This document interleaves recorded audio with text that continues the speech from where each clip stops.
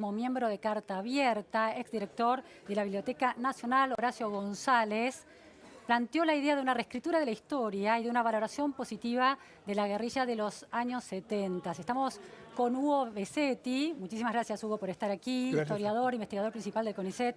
El nombre de referencia para pensar las cuestiones de la violencia política en Argentina. Hugo, Horacio González decía textualmente estas palabras, a ver si las vemos en pantalla, para ir directo.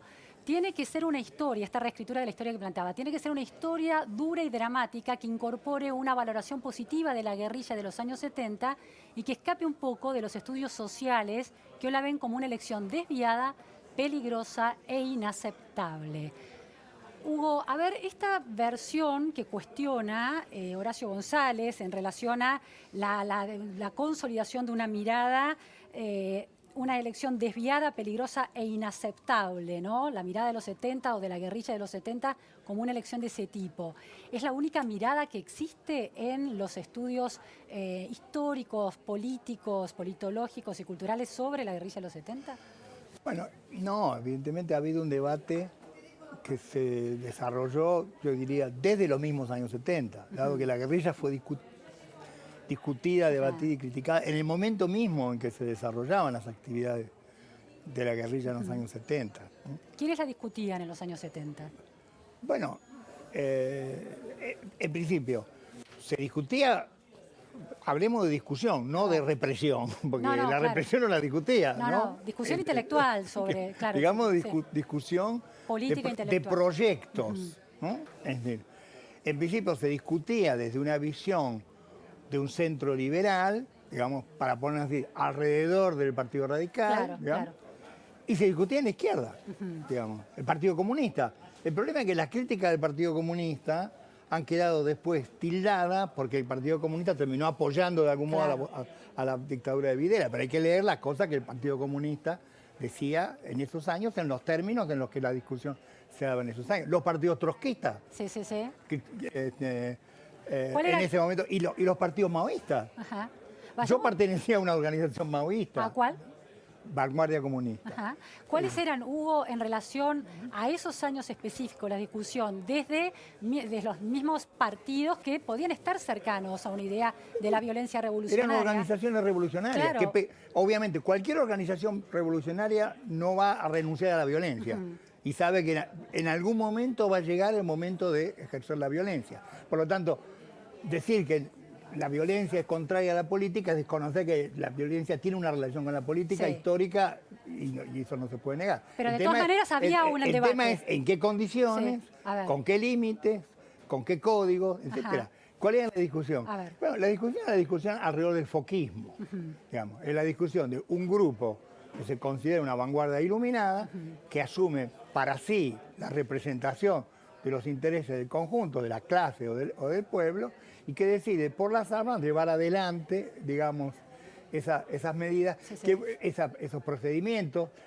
Sobre todo, y ahí hay que distinguir, la guerrilla no hacía varios tipos de acciones. Lo que se cuestionaba fundamentalmente era el asesinato político. Pues la guerrilla también podía expropiar, y estoy hablando de los años de la dictadura previa, o sea, los años que podían ir del 70 al 73, ¿no? Podía expropiar un camión de comestible o de leche de una empresa, digamos, importante, y después distribuir esos alimentos en una villa. Bueno, ese era un tipo de violencia en la que en general había organizaciones que tenían mucho cuidado de no producir allí ningún tipo de muerte. Ahora, distinto era ejercer esa violencia en el asesinato de un líder sindical, en el asesinato de una figura del elenco gobernante o militar o lo que fuera. Ahí se producían las divisiones y los reparos. Ahí se producían, y a veces se producían hechos lamentables, y es que de pronto en una fábrica donde había una acción importante de una fracción sindical de izquierda que estaba tratando de conquistar la adhesión de los trabajadores para ganar el sindicato, ganar, digamos, el cuerpo de delegados, de pronto una acción foquista iba y asesinaba al jefe del personal, y eso, por supuesto, atraía la represión y totalmente el retroceso de la acción sindical que se estaba desarrollando. Por lo tanto, las contradicciones se daban allí. Claro. En la misma acción sindical, lo que se consideraba, digamos, la acción de masa, aparecía, digamos así, saboteada por la acción iluminista, digamos, vanguardista de la guerrilla. Entonces, ese tipo de debates se dieron. ¿La guerrilla montonera tenía una tendencia mayor a ser más vanguardista e iluminista que las de izquierda? Hubo una tendencia en general en la que todas terminaron más o menos haciendo prevalecer una cultura, lo como se llamaba, la cultura de los fierros. Que finalmente era quién tiene más coraje, quién está dispuesto a la audacia, a poner la vida en juego, digamos. Ese era un valor, clarísimo. Eso se convirtió, y eso está muy trabajado, incluso hay muchos testimonios sobre esto. Claro. A mí me preocupa que ahora esto aparezca ahora en este contexto. Realmente no hay ninguna novedad. Claro, ahora vamos a volver a no hay ninguna novedad, la necesidad de replantear en este contexto presente, pero para reponer el sentido histórico de este debate, y desde el lado de los radicales se los acusaba de reformistas. Los radicales se definían como reformistas, pero se los acusaba también de reformistas, ¿no? Digamos, el reformismo era una palabra, digamos, sobre la que nadie quería colocarse en el lugar del reformismo. Hasta el punto que había una juventud radical revolucionaria. También. No sé si te acordás. Había una juventud radical y había una juventud radical revolucionaria. ¿Dispuesta a matar también? No, pero quiero decir, el término reformismo efectivamente estaba estigmatizado. Era una mala palabra. Era una mala palabra. Y el tema, bueno, había sin duda un clima de época, y eso hay que considerarlo. Sí. Había un clima que parecía legitimar, digamos, el uso de la violencia, y de algún modo, en condiciones de dictadura, hay que decir, hay cierto ejercicio de la violencia que puede ser legítimo. El tema es en qué condiciones, con qué límites. Y los límites son límites políticos, pero también son límites morales. Entonces, el tema ahí y los debates que se han dado, y ha habido debates muy importantes. Un debate muy importante en el año 2003, 2004, que se dio en Córdoba, en la revista La Intemperie. Y el del Barco y otros, ¿no? A partir de una carta de Oscar del Barco. Y esos debates no eran debates moralistas. Bueno, está mal ejercer la violencia, no tiene ningún sentido en una discusión política. Eran debates morales acerca de la relación entre los medios y los fines, cuáles son los límites. Y estos debates no han sido ajenos incluso a figuras de la tradición, digamos así, revolucionaria histórica. Por ejemplo, ¿qué figuras? Bueno, incluso en las experiencias de la Revolución Cubana, que también hay que ver, porque después hay derivas, digamos, pero hubo un primer momento en que esas discusiones se establecían. La vida humana es un tema que ¿En qué condiciones se podía y se estaba dispuesto a matar? Esa era una discusión. Además es una discusión filosófica. Hay un famoso libro de Merleau-Ponty, que es de los años 50, si no me equivoco, que se llama Humanismo y Terror. El terrorismo se discutía políticamente, moralmente y filosóficamente la utilización del terror. Eso viene de la Revolución Francesa. Ahora se ha achatado mucho todo esto a una discusión acerca de si la violencia o la no violencia. Más bien el tema son las condiciones y la relación entre los medios y los fines. Hugo, una cuestión más. El tema de la democracia, es decir, una cosa es la guerrilla y la resistencia revolucionaria con violencia política a lo largo de una dictadura, un gobierno legítimo. Pero el hecho de que parte de esa guerrilla surge en una etapa democrática, el peronismo antes de del año 76, ¿era un tema de discusión si tenía sentido la violencia política en un gobierno elegido por el pueblo? Pero, por supuesto, fue un tema de divisiones dentro del peronismo. En principio, las guerrillas surgieron antes, ¿no? Para hablar del caso de la guerrilla peronista, digamos, que surgen alrededor del año 70, todos sabemos, con la acción y el asesinato del general Aramburu. Ahora, es sabido que Perón considera lo que llamaban las formaciones especiales como parte de su estrategia para poner en jaque al régimen y abrir el espacio a las elecciones. Bueno, finalmente, cuando esas elecciones se producen, están quienes dicen, bueno, se terminó. Claro, no tiene más sentido. Uno de esos fue, lo hablamos acá hace un tiempo, el padre Mujica. lo que lo decía de una manera un poco grosera, no lo voy a repetir acá. Ahora las armas se las meten donde saben. Claro. Bueno, y que tuvo ese enfrentamiento, por eso que finalmente no se sabe quién, bueno, no se sabe, sí se sabe, pero en un momento parecía que podían haberlo matado, digamos. Los montoneros. Los propios montoneros. Sí. Quiero decir, y eso produjo también una división en la propia juventud peronista que dio lugar a la juventud peronista que se llamaba Lealtad. Y me llama la atención de Horacio González, a quien yo conozco hace muchos años, porque no era montonero. Él estaba más bien con la JP Lealtad. Entonces, quizás, más allá de lo que estamos hablando acá... La JP Lealtad, ¿cómo se posicionaba entonces en relación a este tema? Y él se ponía en contra de la esa cultura de los fierros. Por eso quizás, porque yo veo que más allá de esto, que por todos lados ahora se saca a relucir como si Horacio estuviera llamando a formar las milicias armadas. Claro, bueno, cuando... Habría que preguntarle qué quiso decir. Claro, no sé. es decir, ¿es posible algún tipo de valoración positiva de la guerrilla de los 70s?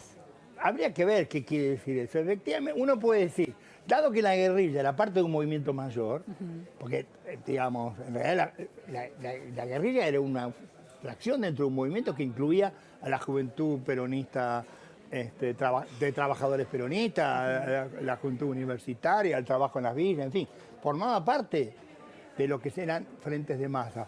Uno puede reconocer allí un impulso transformador de generosidad, en fin, de una idea de un mundo que debía cambiarse con un sentido de justicia que, en fin, que debe reconocerse, ¿no?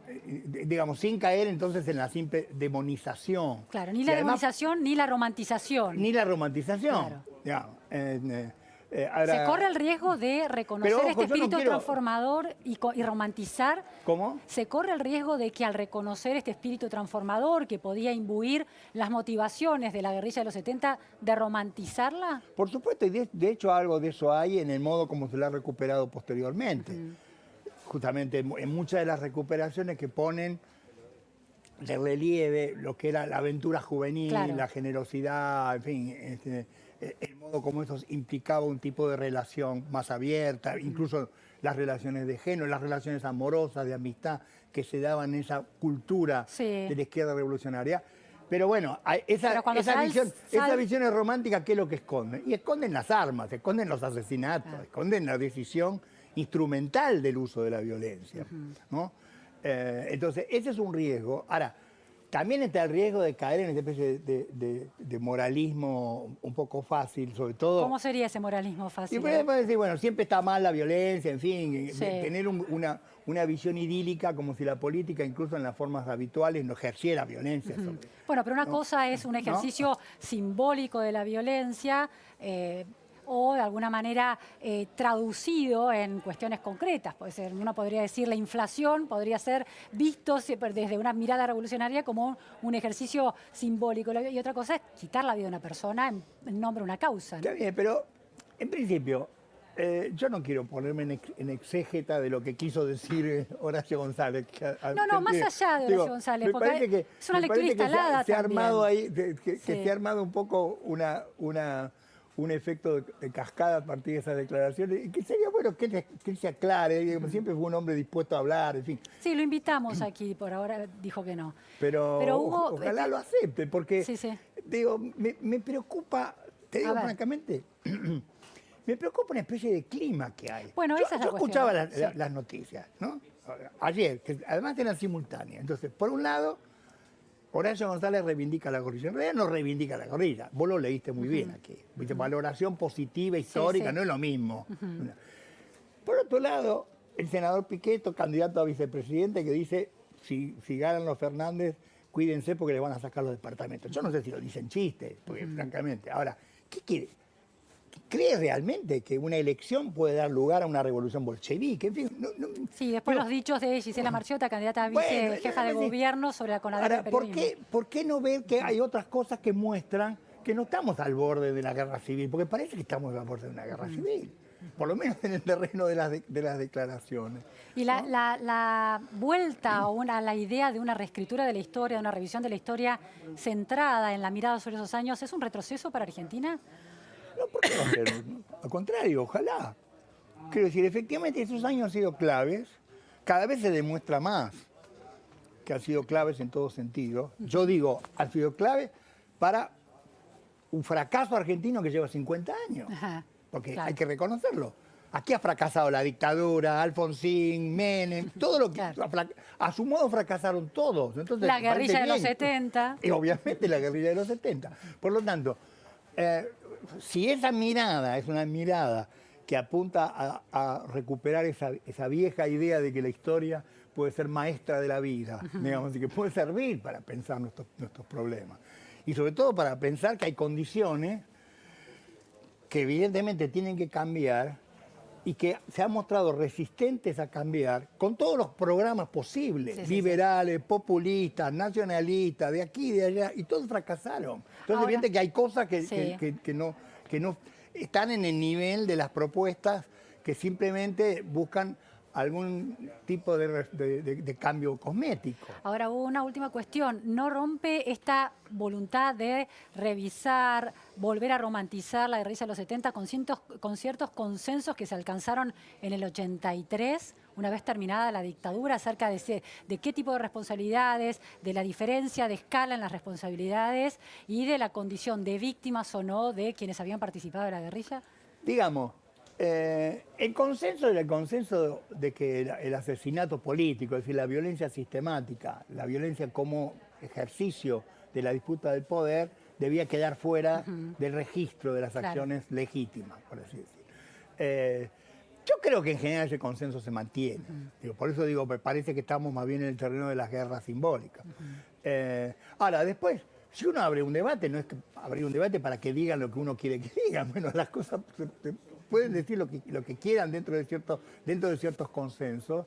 Y efectivamente, la idea de que el pasado debe ser objeto de una permanente deliberación, y en realidad cada presente redefine, reescribe, está bien la idea de la reescritura, cada presente reescribe ese pasado. Me parece una idea que digamos, que ojalá se pudiera encarnar. Yo no la veo, francamente, porque esto no es un debate. No, claro, si uno contrapone la cosa que dice Piquetto, la cosa que dice, o por lo menos lo que transcriben de lo que dice Horario, o esto de la CONADEP, o la Mempo Giardinelli, yo diría, no, mire, mejor, si esa es la discusión, no, mejor que se callen la boca, que hablen otros. Y quizás hay otras cosas que están pasando y no se notan. Yo te pongo un ejemplo, que a mí me llamó la atención que nadie lo tomara. El Club Político Argentino, ¿vos sabés qué es? Bueno, una mesa, no sé si lo viste, está disponible. Una mesa donde participaban dos intelectuales que firmaron la solicitada de apoyo al candidato Macri, uno, digamos, muy conocido los dos, perdón, porque una fue senadora, María Paz Estensoro, ¿cómo es? María Eugenia Estensoro. Digamos. Y por otro lado, Alejandro Grimson, que también es conocido, y Ana Castellani, que es una economista que está estado bien. digamos, los dos han estado bien. Frente de todos, Y se armó ahí una discusión muy interesante, no para que te pusieran de acuerdo, pero quiero decir, ese tipo de cosas... Eso aporta, lo otro son... Que debería mostrar que, en todo caso, y estimular más bien el espacio de lo que puede ser, sobre todo lo que más me preocupa, es el reconocimiento de la legitimidad de las otras posiciones. Son legítimas, diferentes pero legítimas. Y por lo tanto pueden ser discutidas. Y no este clima de guerra que justamente se caracteriza por deslegitimar al otro, ¿no? Muy interesante, Hugo, esta idea de la legitimidad de las voces y una conversación posible en una sociedad normal, ¿no? Muchas gracias, ¿eh? Por nada. Vamos a un corte en la Repregunta Noticias a Fondo y enseguida volvemos.